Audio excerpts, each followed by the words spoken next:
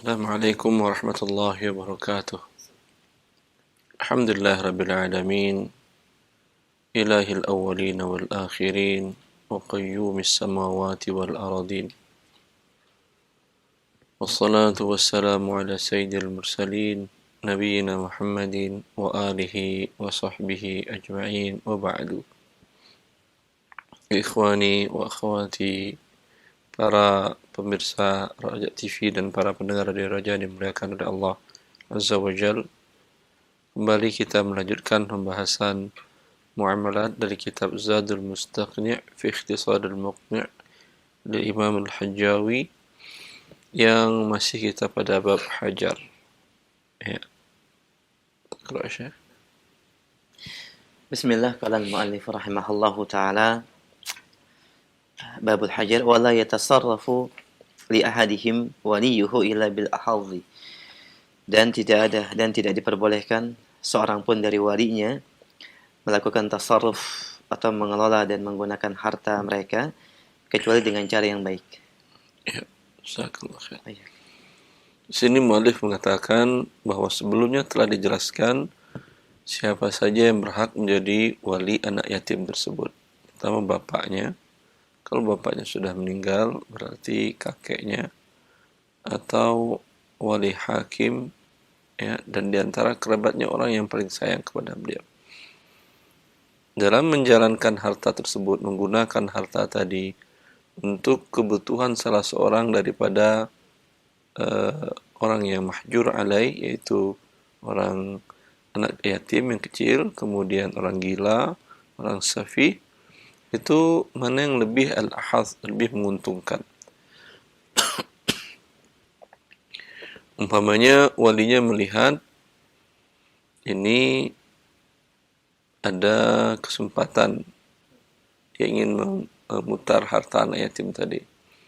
Ada dua barang pilihan, umpamanya ada beras yang ditawarkan oleh tetangga para petaninya. Ya. Ada beras, mana yang lebih menguntungkan? Beras yang jenis A umpamanya itu risikonya lebih tinggi, keuntungannya lebih di bawah beras jenis B. Ya, kalau modal umpamanya 10 juta, yang A paling untung bisa sekitar 4 juta. Yang B untung bisa 5 juta. Maka bagi wali wajib dia untuk membeli yang untungnya lebih besar untuk anak yatim. Ini maksud dengan bil ahaz, mana yang untungnya lebih besar.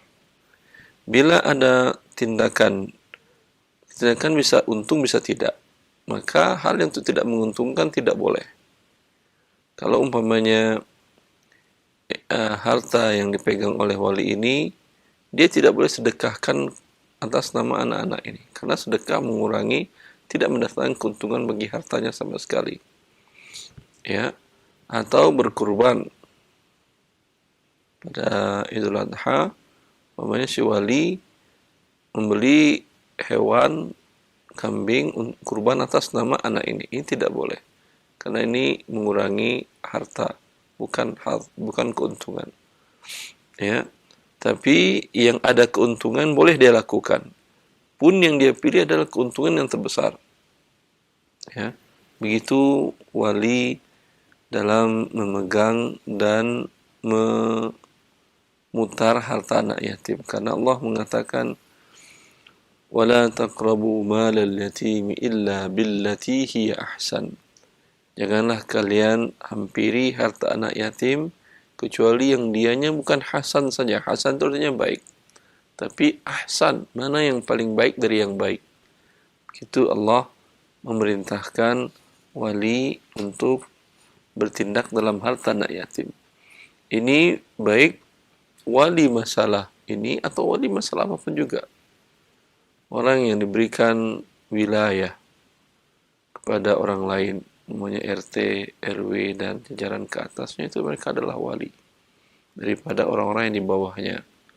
Ya, haram mereka melakukan yang merugikan orang yang di bawah pimpinan mereka. Ya, bila ada pilihan, ada sesuatu hal yang baik, dia pilih yang paling baik. Itu kewajiban daripada wali tersebut, baik wali anak yatim ataupun wilayah ammah, wilayah yang membawahi kepemimpinan kaum muslimin. Wah, sudah Syekh. ويتجر له مجانا وله دفع ماله Mudharabatan. مضاربة. Dan walinya yattajiru lahu majanan, meniagakan hartanya dengan cuma-cuma, dan dia boleh mengambil harta dengan cara mudharabah, Walahu daf'u, dan dia boleh menyerahkan hartanya dengan cara mudharabah. juz'in minar ribh. Iya, dengan satu bagian dari keuntungan. Ya. Baik. Wa yantajiru lahu majanan. Wali boleh memutar harta anak yatim tersebut. Umpamanya anak yatim ini menerima warisan dari bapaknya sebanyak umpamanya 1.000 dinar, 4 kilo emas, 4/4 kilo. Ini boleh diputar oleh si wali anak yatim ini. Punya walinya kakeknya atau pamannya. Dan pamannya ini punya usaha niaga. Ini dimasukin ke dalam bisnisnya dia, niaganya dia, otomatis harta anak ini bertambah, harta anak yatim ini. Manjanan dalam hal ini si wali tidak boleh ngambil bagian dari keuntungan. Ya, itu maksudnya. Ya, walaupun umumnya mudharabah itu adalah si pengelola mendapatkan bagian, ya, sebagai jasa pengelolaan, tapi kalau wali anak yatim tidak boleh. Tapi kalau dia dalam kondisi tidak mampu, ya, dia tidak punya niaga atau pernah punya dagangan, usaha niaga, qadarullah bangkrut. Sekarang ada harta anak yatim, dia bisa insyaallah ini akan berkembang. Ya. Tetapi kalau dia perdagangkan gratis, dia akan terpakai biaya hidupnya. Ya. Di sini boleh dia mengambil bagian dari laba, tetapi yang menetapkannya bukan dia, adalah hakim. Karena kalau orang menetapkan untuk dirinya bagian, berarti yang besar dia tetapkan. Nanti aturannya bisa kita lihat selanjutnya. Tetapi kalau dia serahkan ke orang lain, namanya walinya ini melihat ada dia punya temannya profesional dalam berbisnisnya, dan kemudian bisa dipercaya, amanah orangnya, ini boleh dia serahkan dengan mudharabah, ya, dan orang tadi boleh mendapatkan laba. Karena status orang ketiga tadi bukan wali. Bisa dibedakan, saya Ihsan? Nah. Kalau walinya yang mutar, dia tidak boleh ngambil. Kecuali kondisi tertentu. Darurat. Tapi kalau dia serahkan ke orang lain tadi boleh mendapatkan bagian. Umpamanya dia mengatakan, saya tahu umumnya kamu ngambilnya sebagai pengelola 50%. Tapi kan ini ada anak yatim. Mau nggak kalau 40% untuk kamu, 60% untuk anak yatimnya? Dari modalnya tadi, bila ada laba. Ya, oh ya, saya siap, nggak apa-apa. Kata si pengelola tadi. Nah, ini boleh. Terima kasih, Syekh. ويأكل الولي الفقير من مال موليه الأقل من كفايته أو أجرته مجانا. Dan bagi wali yang fakir boleh memakan harta dari yang diurusnya dengan nilai minimum dari kebutuhan hajatnya, atau ujratihi majjanan, atau dia mengambil ujrah secara cuma-cuma. Ujrah kok cuma-cuma? Ujratihi majjanan. Taib. Nah. Wa ya'kulul waliyul faqir. Terkadang wali yang mengurus anak yatim ini kondisinya pun tidak baik secara ekonomi. Tapi kenapa dia dipilih oleh bapaknya sebelum wafat? Pamannya, bapaknya melihat orangnya amanah, orangnya soleh, sehingga kalau anaknya di dalam pengawasan orang yang soleh, semoga kesolehannya berpindah kepada anaknya. Pokoknya ada pertimbangan khusus. Ya. Maka yang mengurusin ini boleh dia ikut makan dari harta tersebut. Al-aqal min kifayatihi au ujratihi majanan. Mana yang lebih sedikit antara biaya hidup wali tadi dengan upahnya? Mana yang lebih sedikit?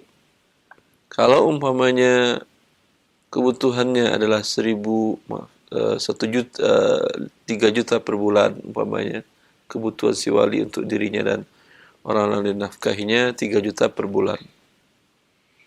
Kalau dia digaji untuk mengurus harta anak yatim dan anak yatim ini, gajinya umpamanya 2.500.000. Ya.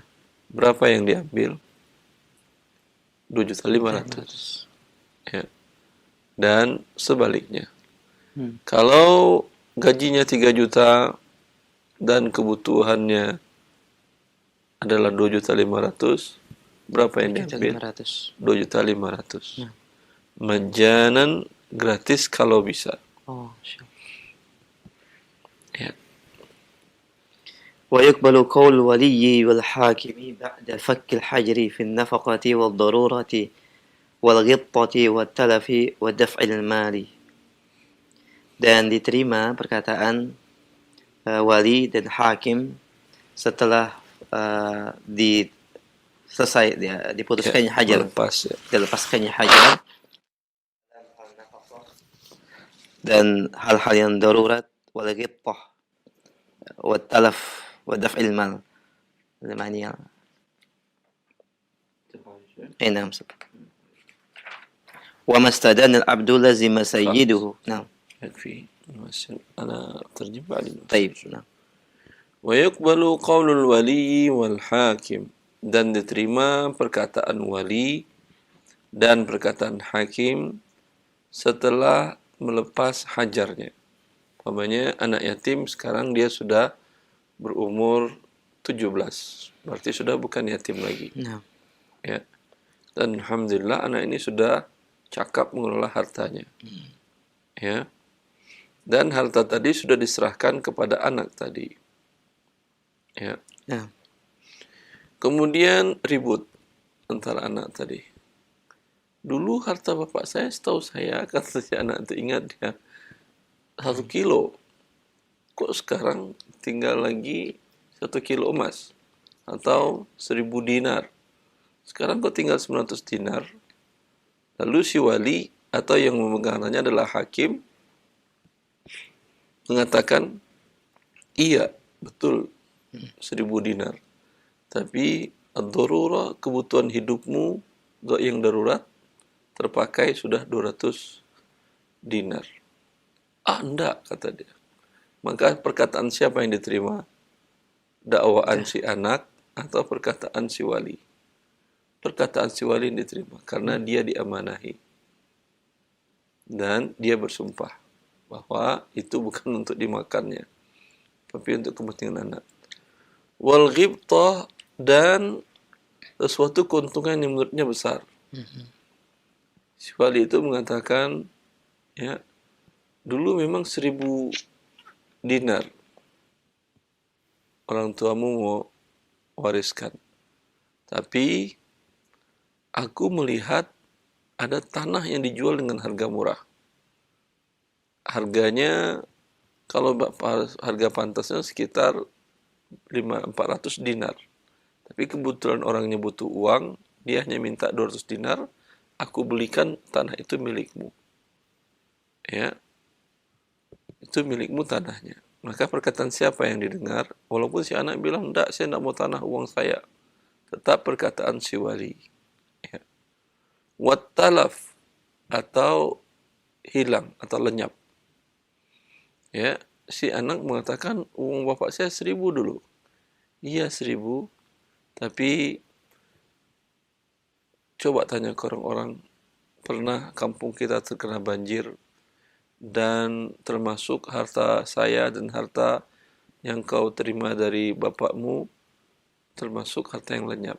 Tapi alhamdulillah, ada orang yang menemukannya dan dia kembalikan, tapi sudah tidak penuh lagi. Menjadi hanya 800, kurang 200, mungkin pecah apa tempatnya atau berangkasnya atau apa, terserah, yang penting talaf. Perkataan siapa yang didengar? Perkataan wali. Tapi kalau musibah umum seperti ini kan bisa ditanya ke orang-orang, betul nggak ada banjir di tahun itu, tanggal sekian. Ya. Wadaf'il mali, dan penyerahan harta. Si wali mengatakan, harta sudah saya serahkan ke kamu. Kata dia belum. Kata si anak yatim ini. Perkataan siapa yang didengar? Perkataan wali dengan dia disumpah. Wasil kalilan Syekh menantahi.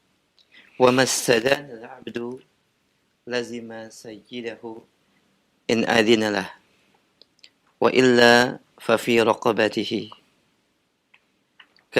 كاستداعه وأرش جنايته وقيمة متلفه. Nah. Dan wamastadan al-abdu, dan al-abdu hamba saya. Tidaklah berhutang. Nah, tidaklah berhutang seorang budak melazimkan sayyidahu in adina. Apa yang berhutang? Al-abdu. Ya. Naam. Usul mulai sama menafiyah. Naam. Dan apa yang berhutang? Baik, wamastadan al-abdu lazima sayyidahu in adina lah. Dan apa yang berhutang yang diizinkan. Ya. Seorang budak dia berhutang. Nah. Ya, jika diizinkan oleh tuannya, ini masuk dalam hajar karena budak mahjur ala mali. Seorang budak berhutang kepada seorang tetangga atau ke warung. Ya. Jika diizinkan oleh tuannya, tentu tuannya yang membayar.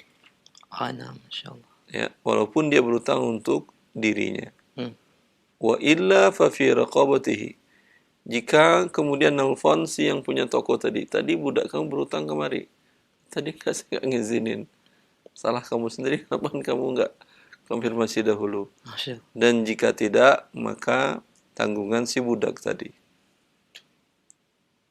Kastidaihi, sama seperti dia menerima titipan. Wa arsya jinayatihi, dan dia menerima arsy jinayah, orang menganiaya dia dan dia mendapat uang kompensasi. Ya. Wa qimati mutlafihi, dan nilai dari barang yang dilenyapkannya sama fungsinya. Orang nitip barang ke budak, lalu budak tadi dijual oleh si budak. Salah sendiri, kenapa nitip ke budak? Kecuali diizinkan oleh tuannya, maka tuannya yang menanggung. Kalau tidak, budak itu semua yang menanggungnya. Wallahu a'lam. Dengan begitu, alhamdulillah berakhir babul hajar, dan insyaallah pertemuan selanjutnya kita lanjutkan babul wakalah. Barakallahu fiik, jazakallahu khair. Pendengar dan pemirsa Roja TV, demikian pembahasan dan juga penjelasan dari Al-Hajar pada bagian dan bab yang terakhir. Kita langsung memberikan kesempatan bagi pendengar dan pemirsa Roja TV untuk memperdalam pembahasan, atau bagi Anda yang ingin bertanya terkait dengan permasalahan muamalah, Anda bisa menyampaikan pertanyaan. Kita berikan kesempatan via telepon terlebih dahulu, silahkan. Baik, sudah ada yang masuk? Halo. Ya, silakan. Waalaikumsalam warahmatullahi wabarakatuh. Ahlan, Bapak dengan siapa di mana? Pak Samsul di Lampung. Baik, Pak Samsul, silakan. Silakan Pak Samsul. Mau tanya Ustaz. Iya. Saya dan istri saya sama-sama PNS. Iya, Pak Samsul. Sama golongan sama. Kemudian hasil gaji juga sama-sama menikmatinya. Yang pertanyaan saya, bagaimana cara pembagian warisan ini seandainya salah satu dari kami meninggal dunia? Ya. Berarti harta sama yang diterima.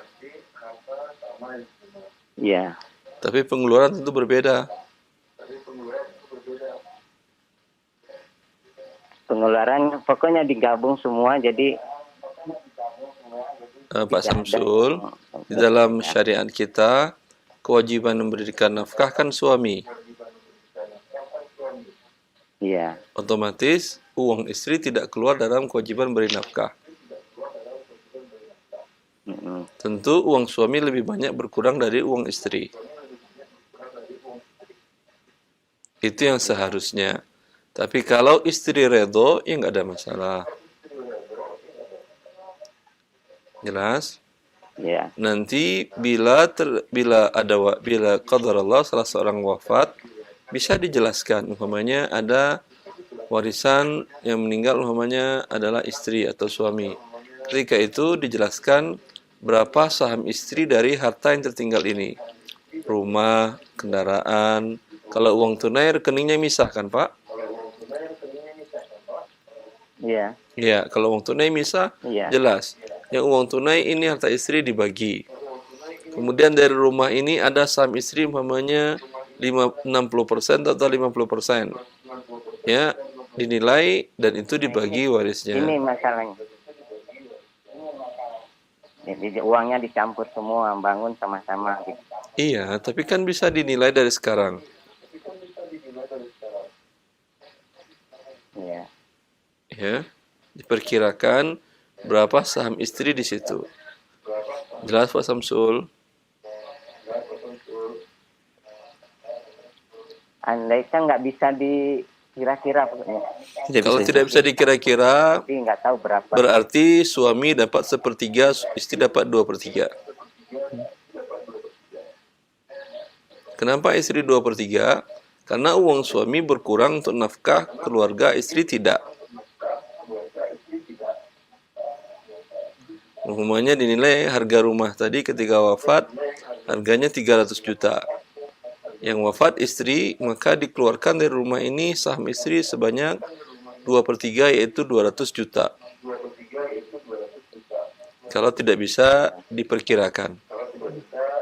Karena kewajiban suami nafkah rumah tangga berarti akan berkurang uangnya untuk biaya rumah tangga. Uang istri tidak berkurang. Demikian Pak Syamsul. Iya. Terus untuk anak-anaknya sesuai dengan ada anak 2,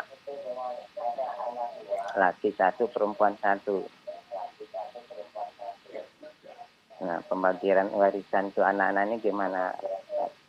Dua-duanya masih hidup atau sudah ada yang meninggal? Gimana, Ustaz? Kan masih hidup dua-duanya ya Pak. Anaknya. Oh, suami istrinya masih hidup. Orang tua yang saya laki-laki dua-duanya udah meninggal. Orang tua istri dua-duanya masih hidup. Baik. Yang Bapak tanyakan warisan untuk anak Bapak. Iya. Ya. Sekarang Bapak masih hidup, istri Bapak masih hidup juga kan ya? Masih. Tidak ada bagi warisan. Kalau nanti Anda salah seorang yang Bapak meninggal atau istri Bapak meninggal, maka anak-anak laki dapat 2 bagian, perempuan dapat 1 bagian. Setelah dibagi juga kepada ibu bapak daripada yang meninggal. Kalau la qadarallah istri bapak yang meninggal. Tadi ibu bapaknya masih hidup kan ya? Masih. Ya, berarti bapaknya dapat 1/6, ibunya 1/6. Sisanya berapa? Sisanya 4/6 itu untuk anak laki-laki 2 bagian, perempuan 1 bagian. Berarti dibagi 3 yang sisa 4 tadi. 3 dikali 6 jadi 18. Ya, bapak dari istri Anda mendapatkan 3/16, ibunya 3/16, sisanya 8 untuk anak laki-laki, 4 untuk anak perempuan.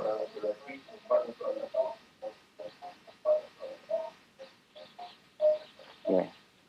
Demikian Pak Syamsul, bisa difahami semuanya? Ya, makasih. Baik, alhamdulillah. Jazakumullah khair Pak Syamsul. Jazakumullah khair. Wa iyyakum. Baik, barakallahu fik Pak Syamsul dari Lampung. Ya, semoga penjelasan dan jawaban Ustaz memberikan pencerahan dan jawaban yang bermanfaat bagi pertanyaan yang disampaikan. Jazakumullah khairah. Kita berikan kesempatan yang kedua di belakang Pak Syamsul. Silakan. Halo. Ya, silakan sudah masuk. Waalaikumsalam warahmatullahi wabarakatuh. Ahlan. Umu dengan siapa di mana? Begini Ustadz. Dari mana? Mohon maaf, Umu. Bertanya. Dari mana? Mohon maaf. Dari Tasikmalaya.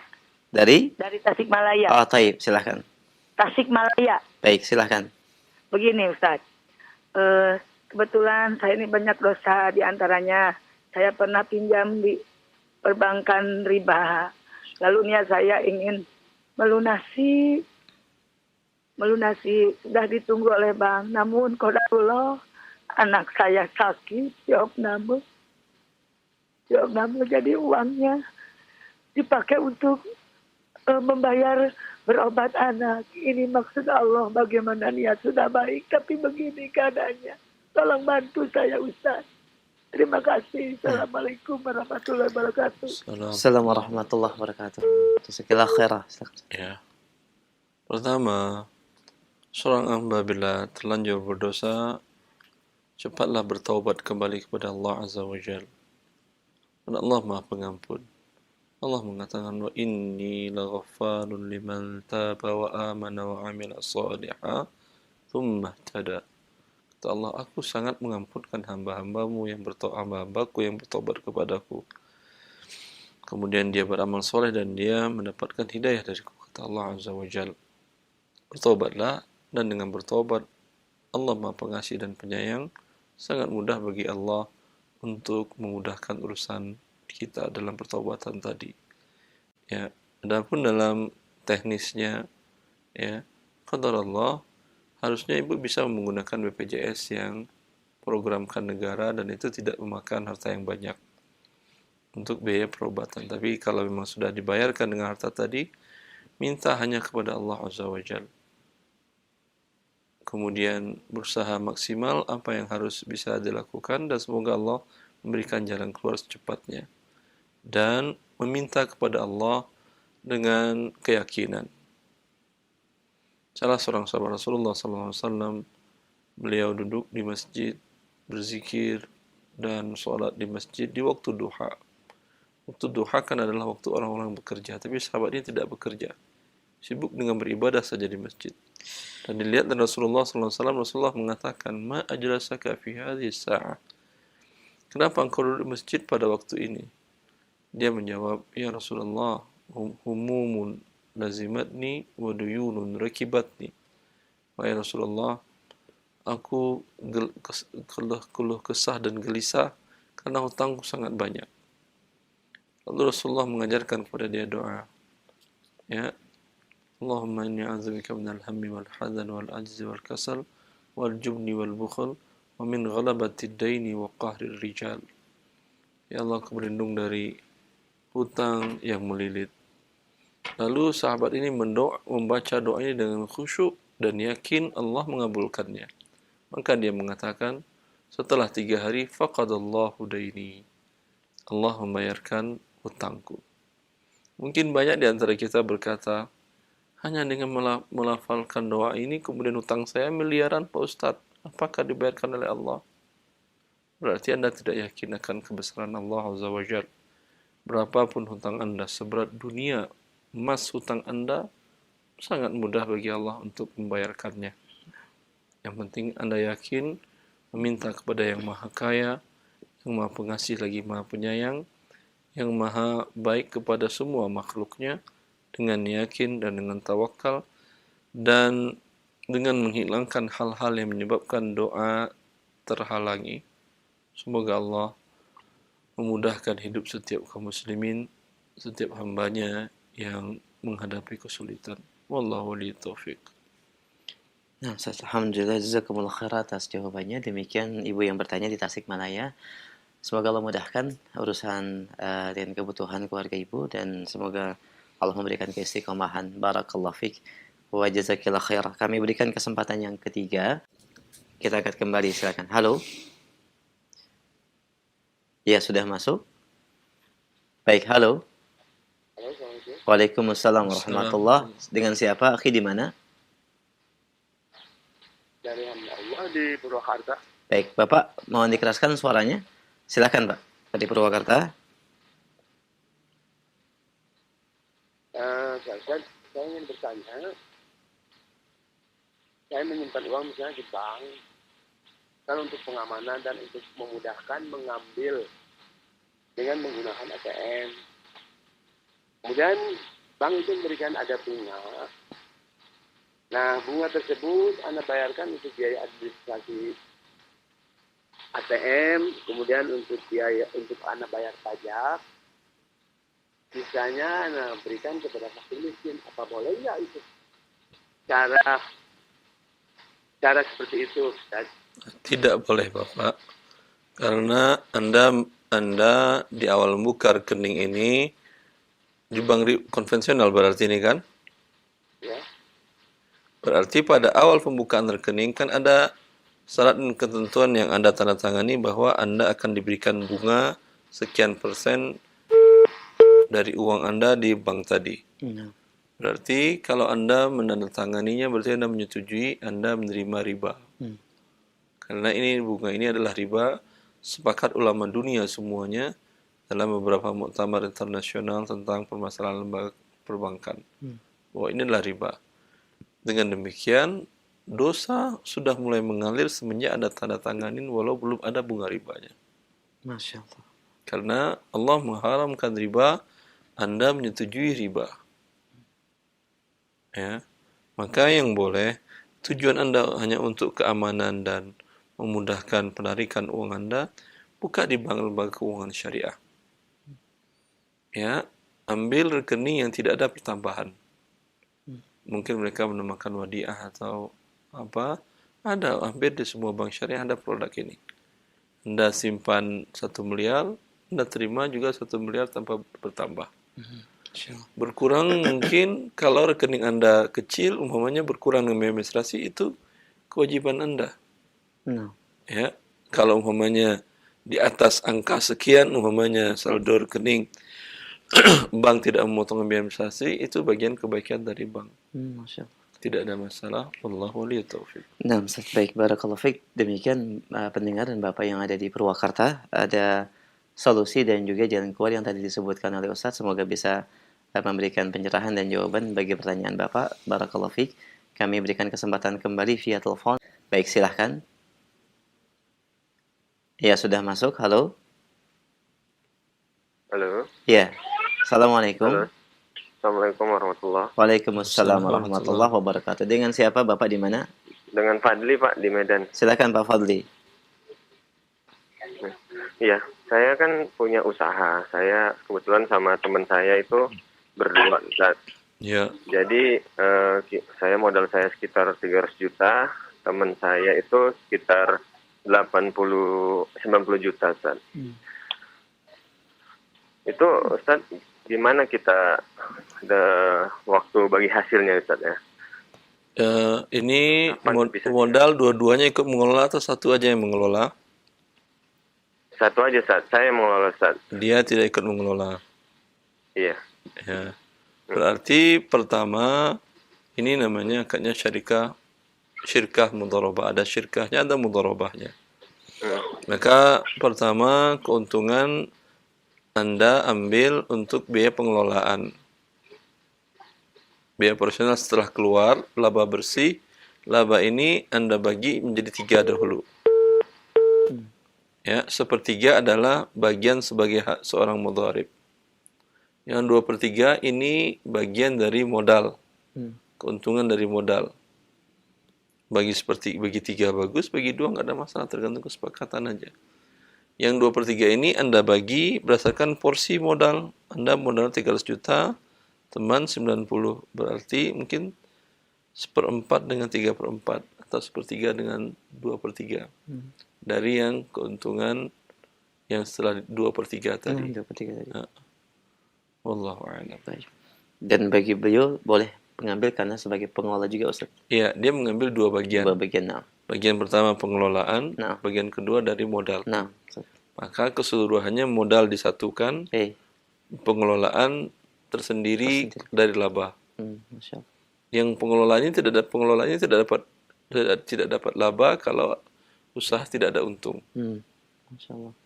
Baik, Ustaz. Demikian pendengar kita Bapak Fadli di Medan. Mohon maaf sempat terputus, tapi mudah-mudahan ini menjadi jawaban bagi pertanyaan Bapak. Jazakallah khair. Kami angkat kembali satu pertanyaan via telepon sebelum kami bacakan pertanyaan dari pesan singkat yang sudah cukup banyak masuk. Baik, silakan. Halo. Iya, sudah masuk, silakan. Halo. Halo. Iya. Assalamualaikum, Umu. Waalaikumsalam. Baik. Dengan siapa di mana? Dengan Umi di Riau. Silahkan. Dengar kita di Riau. Silahkan Ibu. Begini Pak Ustadz, Assalamualaikum warahmatullahi wabarakatuh. Assalamualaikum warahmatullahi wabarakatuh. Kami kan pernah itu ya pinjam uang di bank. Kemudian kami melunasi. Cuman kan dibilang ini apa namanya? Maaf. Apa?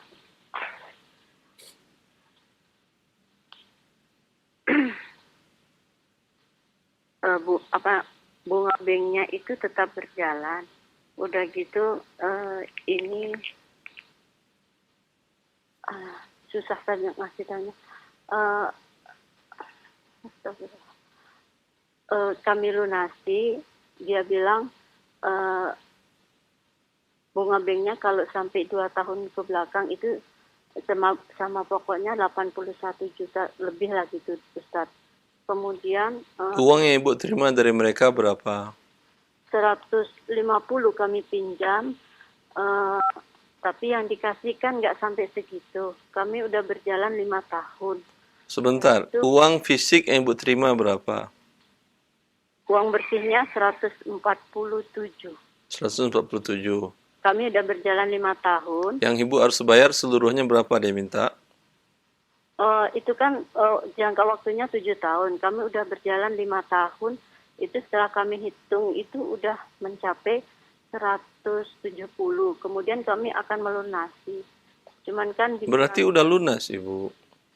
Iya, tapi kan waktu kami mau melunasi kami bilang udah lunas, nggak bisa Ibu.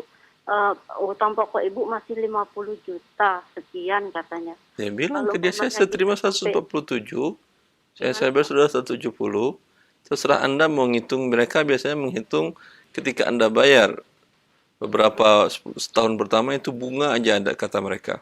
Terserah kau mau hitung bunga, mau hitung akar, mau hitung batang, mau apa terserah kamu. Yang penting saya sudah bayar 170 juta, sudah lebih daripada yang saya terima.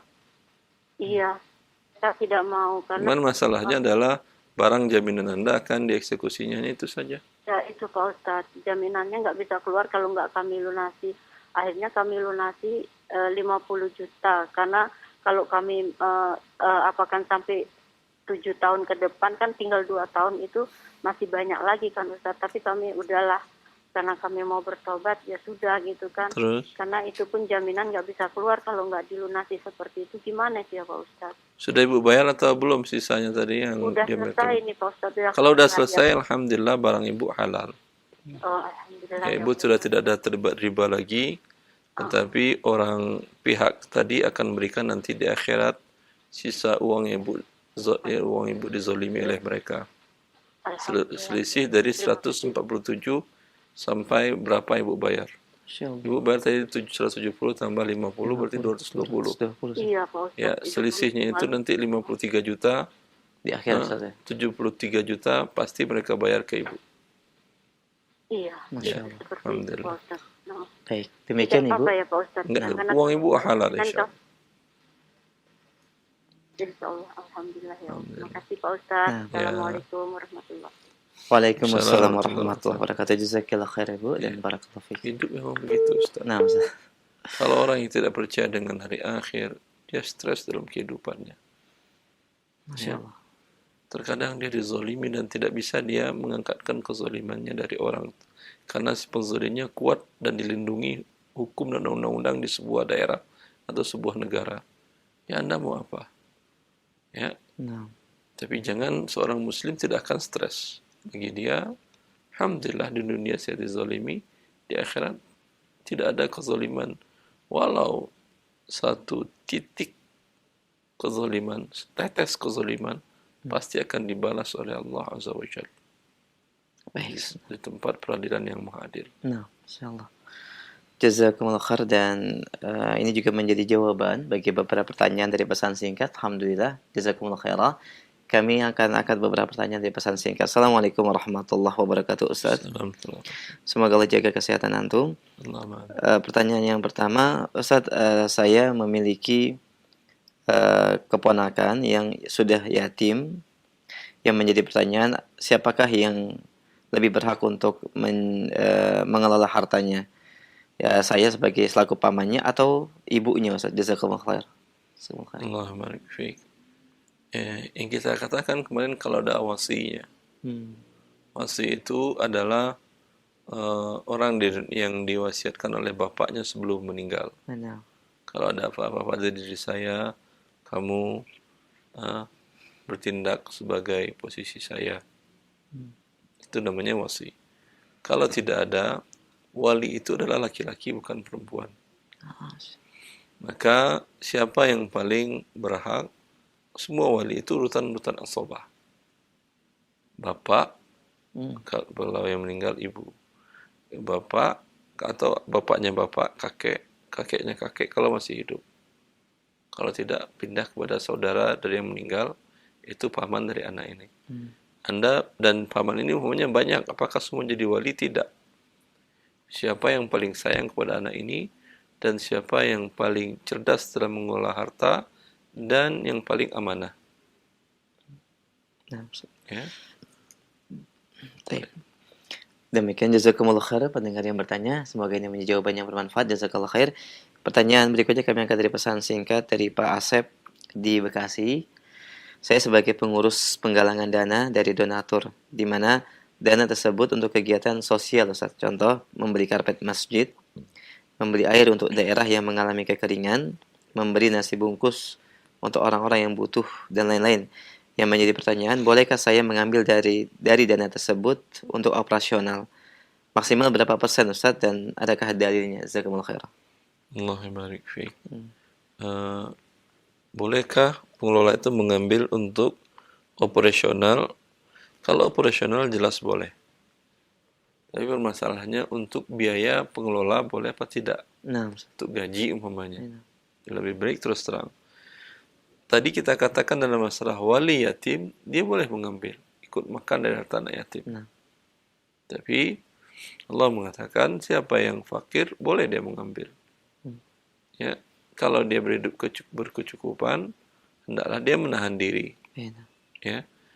Tetapi kalau pengelola ini ingin mengambil, harus mereka sampaikan di awal kepada setiap donatur bahwa sekian persen, umpamanya kalau di yayasan sosial di Saudi Arabia saya masih ingat, setiap Anda menyerahkan dana ke mereka, mereka terus terang. Di formulirnya ada tulisan bahwa catatan mulahazah bahwa 5% dari dana yang Anda berikan itu untuk biaya operasional mereka. Termasuk di sana gaji karyawan dan kantor dan segala macam. Kalau Anda rela, silahkan. Kalau tidak, salurkan sendiri dana Anda. Umpamanya mereka ingin bangun masjid di Indonesia. Atau Anda orang Jakarta, ingin bangun masjid umpamanya di kampung Anda, umpamanya di Aceh, atau di Kalimantan, atau di Sulawesi, atau di Papua. Ya, Anda kerjasama dengan yayasan yang ada di sini, dan dia punya cabang di kota Papua tersebut, di Pulau Papua. Tentu kalau mereka tidak pakai bayar operasional, itu kan untuk mengecek tanah apakah statusnya wakaf atau tidak. Kemudian untuk mengawasi jalannya proyek pembangunan, gambarnya bagaimana, kemudian rancang bangunnya bagaimana, sesuai blueprint apa tidak. Itu kan semuanya memakai biaya. Ya. Kalau di lembaga sosial itu mereka mengatakan terus terang, kalau antum mau nyumbang mau bangun masjid ke kami, berapa nilai proyek, kami dapat 5% biaya operasional. Karena dari Jakarta untuk ngirim uang ke cabang, biaya orang cabang sana tentu butuh biaya semuanya. Ya. Kalau enggak, silahkan Anda pergi ke Papua sendiri, bikin sendiri masjid di sana. Ya. Mungkin sehari setelah dibangun, kemudian dikuasai oleh orang-orang yang tidak bertanggung jawab. Ya, karena tanahnya umpamanya tidak jelas apakah wakaf atau tidak, dan ikrar wakafnya jelas atau tidak. Kalau melalui lembaga yang resmi atau lembaga yang profesional tadi, pengelolaan dana donasi tadi tentu lebih baik. Yang penting transparan kepada donatur. Tapi kalau tidak Anda sampaikan di sana, ya, Anda katakan dana Anda kami buatkan masjid atau kami salurkan kepada yang butuh atau segala macam, tanpa Anda jelaskan ada persyaratan catatan ini, haram Anda ambil. Baik, Ustaz. Masya Allah. Ya. Baik, satu tambahan catatan juga mungkin bisa ditanyakan ketika pengelola dana sosial ini adalah termasuk orang yang fuqara atau masakin, Ustaz. Apakah langsung boleh diberikan tanpa perlu ada konfirmasi dari muhsinin dan donatur? Kalau dia fuqara wal masakin, ya, cari kerja lain. Karena ini tidak ada kesepakatan dengan perdonasi tadi. Oh, Masya Allah. Berbeda dengan wali yatim tadi. Nah, Ustaz. Kalau wali yatim dia langsung ditunjuk oleh si bapaknya tadi. Atau memang keadaannya mengharuskan ini. Kalau ini kan nggak ada yang maksa Anda bekerja di lembaga donasi ini. Ada yang maksa? Kan tidak ada. Tapi kalau wali yatim ada yang maksa. Baik, Masya Allah. Ya. Baik, Ustaz. Karena itu, karena dia terpaksa dan terpakai waktunya untuk biaya untuk mencari hidupnya, maka boleh dia ambil, ya, kalau dia fakir. Nah. Kalau ini kan bukan zakat. Nah. Orang bikin uang dana untuk karpet. Anda sebagai fakir miskin nggak mungkin karpet Anda makan. Kalau Anda ingin sampaikan ke donasi tadi, ada nggak yang zakat? Oh ada, boleh itu dari zakat yang Anda ambil. Ya, Masya Allah. Ya, tadi juga saya menyampaikan itu. Kalau tidak, kalau Anda umpamanya mustahik zakat, datang ke lembaga zakat untuk mengambilkan biaya hidup Anda ini. Para volunteer namanya. Nah. Para sukarelawan di lembaga donasi ini. Nah, Ustaz. Jazakumullah khair, barakallahu fiik, Ustaz. Kami angkat kembali pertanyaan berikutnya. Assalamualaikum warahmatullahi wabarakatuh. Dari dua orang yang berusaha dan adanya modal yang diberikan dari dua orang yang bersikap ini, Ustaz, kapankah keuntungan itu bisa diambil, Ustaz? Apakah ketika modal sudah kembali atau langsung pada saat 1 bulan keuntungan pertama bisa dibagikan bagi hasilnya, Ustaz? Ya. Laba itu ada setelah modal kembali. Modal kembali kapan? Bisa saja sehari habis Anda store modal, qadar Allah, ya usahanya langsung.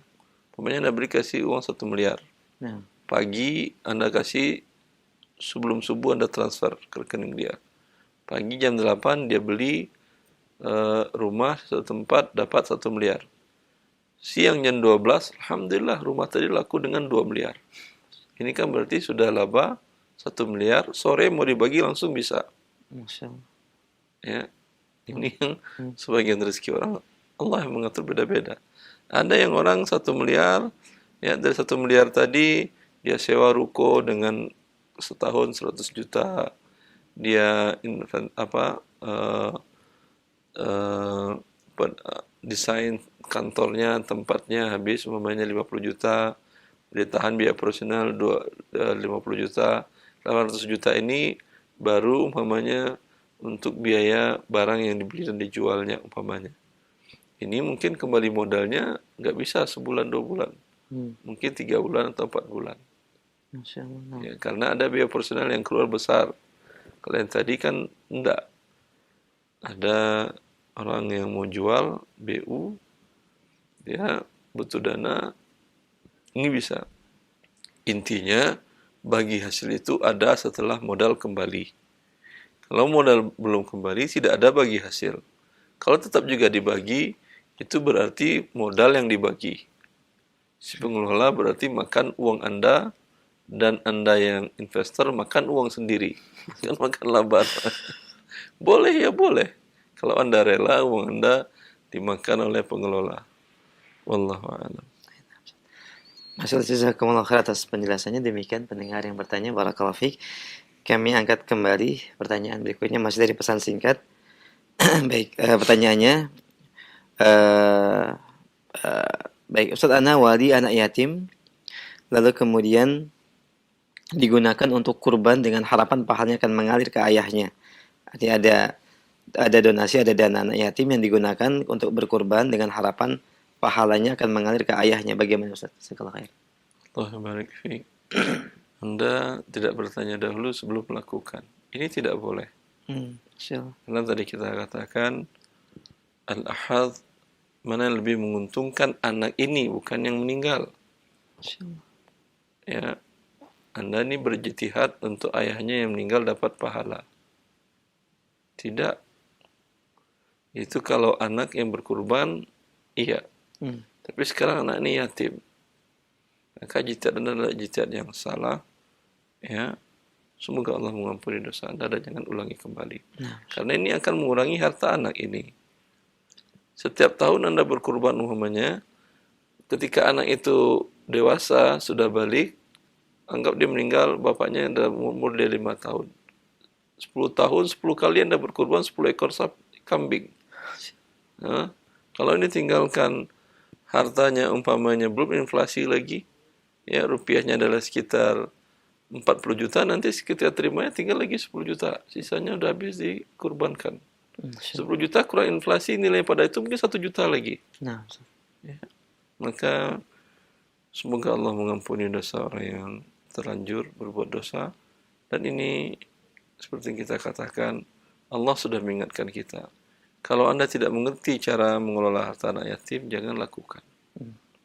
Allah mengingatkan, wala taqrabu malal yatimi illa billati hi ahsan. Jangan kalian hampiri harta anak yatim kecuali yang lebih baik. Buat siapa? Tentu buat dia, bukan buat orang tuanya meninggal, bukan buat Anda. Tentu untuk kepentingan si anak yatim tadi. Maka seharusnya bila Anda seseorang bertindak sebagai wali anak yatim, pelajari syariat Allah dengan baik. Para ulama kita, para fuqaha kita telah menjelaskan apa yang boleh dilakukan, apa yang sebaiknya dilakukan, dan apa yang tidak boleh dilakukan oleh wali anak yatim ini. Panduan ini, semoga dengan demikian niat baik Anda sebagai seorang wali tercapai dan mendapatkan pahala di sisi Allah dan jaminan dari Rasulullah, ana wa kafilul yatimi fil jannati kahadzaini. Antara aku dan orang wali anak yatim adalah bagaikan jari tengah dengan jari telunjuk, tidak ada jarak. Posisinya nanti di akhirat. Tetapi tentu dengan berilmu. Tanpa ilmu, seperti yang tadi Allah mengatakan bahwa orang yang makan harta anak yatim dengan cara yang zalim, Anda memang tidak makan. Tapi ada sebagian mungkin dia mengira, kalau tadi para ulama mengatakan, mana yang lebih kecil antara gaji dengan kebutuhan, ambil yang terkecil. Kalau wali tadi tidak punya pemasukan, ya, Anda ambil yang terbesar umpamanya. Ini makan harta anak yatim dengan cara yang batil, zalim. Allah yang Anda masukkan ke dalam perut Anda dalam neraka, dan Anda pun masuk ke dalam neraka. Belum juga dalam banyak kasus ibu umpamanya atau istri dari yang meninggal ini. Ibu dari anak yatim ini dia tidak bagi warisnya, kemudian dia nikah lagi, kemudian suami dari ibu ini atau bapak tiri anak yatim ini tinggal di rumah ini gratis. Padahal ini adalah saham anak yatim. Istri sahamnya 1/8. Anak yatim sahamnya kalau ada anak laki-laki 7/8. Ya. Si suami ini numpang di sini tidak bayar ke anak yatim ini. Walaupun dia ngasih nafkah ke istrinya dia, tapi anak yatim kalau Anda mau berikan nafkah ke dia, hitung sesuai enggak nafkah Anda dengan sewa tadi. Jangan bilang, saya maksudnya ingin membantu anak-anak ini kok biaya hidupnya. Lihat biaya hidup yang Anda kasihkan berapa, sewa rumah berapa. Kalau seimbang, alhamdulillah. Kalau kurang, neraka tantangannya. Ya, kalau kurang umpamanya Anda berikan nafkah kepada anak yatim ini dalam sebulan itu sekitar 1 juta. Sedangkan sewa rumah umpamanya daerah Jakarta umpamanya bisa 2 juta per bulan atau 3 juta per bulan. Berarti ada selisih 2 juta atau 1 juta. Ini yang Anda makan adalah api neraka. Wallahu ta'ala. Masya Allah, jazakumullah khairah. Pendengar yang bertanya demikian, jawaban sedikit lebih panjang dan terperinci. Semoga ini bermanfaat bagi Anda dan juga bagi pendengar yang lain yang menanyakan hal yang sama. Kami angkat satu pertanyaan kembali sebelum kami terima via telepon. Pendengar kita bertanya, Assalamualaikum warahmatullahi wabarakatuh.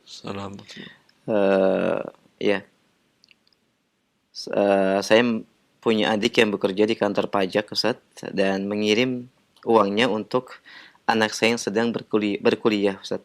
Bagaimana status hukum dari dana yang dikirimkannya tersebut dari hamba Allah di Riau, Ustaz? Ya. Yang sering dijelaskan oleh para ulama, di antaranya Syekhul Islam Ibnu Taimiyah, kenapa uang orang-orang yang bekerja di tempat yang haram ini tidak boleh kita terima? Karena memperlambat mereka untuk bertaubat.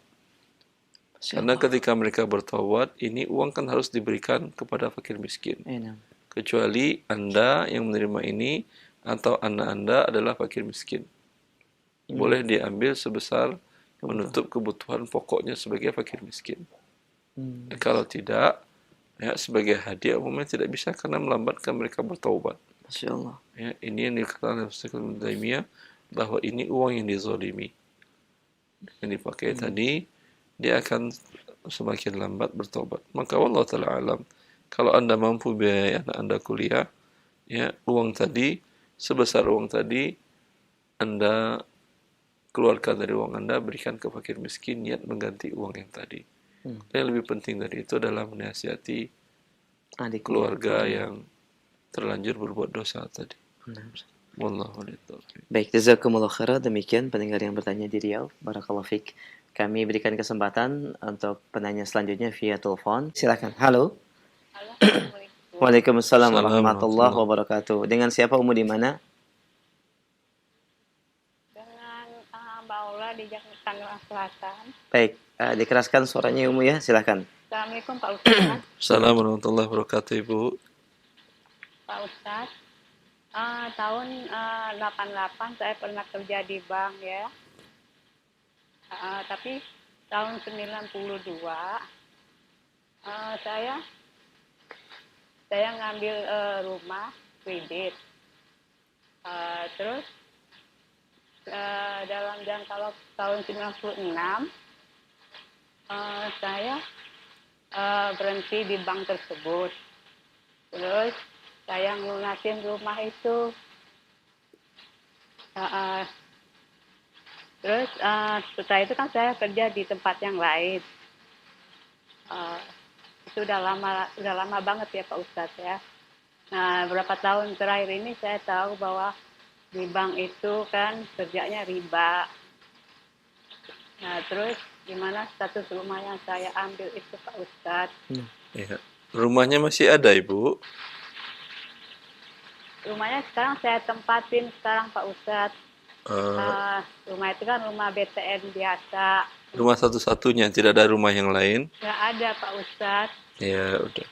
Rumahnya kondisinya untuk Ibu pas-pasan atau lebih besar? Rumahnya tipe 36 Pak Ustadz. Kecil pas-pasan berarti ya? Saya kan nggak punya anak juga nggak punya suami. Ya. Kalau kondisinya demikian, yang telah Ibu dapatkan sebelumnya, yang telah dimakan, yang telah dipakai sebelumnya, sebelum tahu bahwa itu riba atau haram, Allah mengatakan falahu ma salaf. Yang telah berlalu itu dimaafkan oleh Allah Azza wa Jalla. Ya. Adapun yang sekarang semenjak Ibu tahu itu statusnya hartanya tidak halal. Akan tetapi harta ini kan nanti akan diberikan ke fakir miskin. Karena Ibu dalam kondisi sekarang agak berkekurangan, kalau dikeluarkan semuanya Ibu nggak punya rumah, nggak punya apa-apa lagi kan ya? Iya Pak. Maka Ibu fakir miskin bagi Ibu halal, alhamdulillah. Oh gitu ya Pak Ustadz. Insyaallah Ibu. Jadi kalau masalah saya jadi halal bagi saya rumah itu ya Pak. Insyaallah.